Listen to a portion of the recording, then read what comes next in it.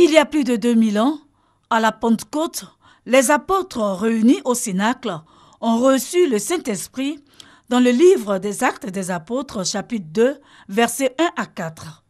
Des langues de feu se sont posées sur eux. Ils se sont ainsi investis d'une nouvelle mission, celle de répandre la bonne nouvelle de la résurrection de Jésus-Christ.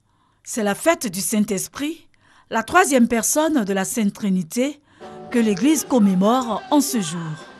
C'est cette effusion du Saint-Esprit que vivent tous les chrétiens du monde entier, dans les églises, les temples et les lieux de culte également, en ce jour de Pentecôte. Ils reçoivent différents dons et charismes. Le Seigneur a dit, je m'en vais vers le Père et je vous enverrai le Paraclet, celui-là qui va vous faire découvrir tout ce que je vous ai dit.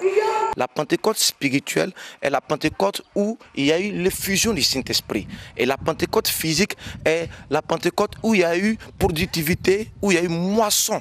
Ta Pentecôte peut être une élévation professionnelle. Les responsables de communautés religieuses attendent un changement de mentalité et une transformation des cœurs et comportements des fidèles chrétiens. Nous devons invoquer le Saint-Esprit dans notre vie de tous les jours. Nous devons demander au Saint-Esprit de nous communiquer le fruit de l'amour, de l'humilité et de la paix. L'essentiel de la vie spirituelle, c'est l'acquisition du Saint-Esprit.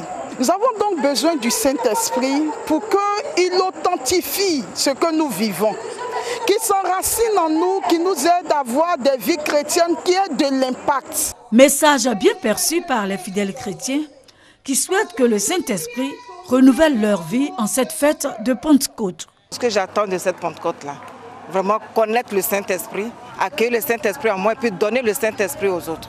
J'attends que l'Esprit Saint de Dieu vienne disposer nos cœurs pour que la vraie paix, cette paix que Dieu a promis, que Jésus a promis à ses apôtres avant de partir, que cette paix soit déversée sur toute la nation ivoirienne. La Pentecôte est précédée de cénacles durant 9 jours dans les églises et communautés.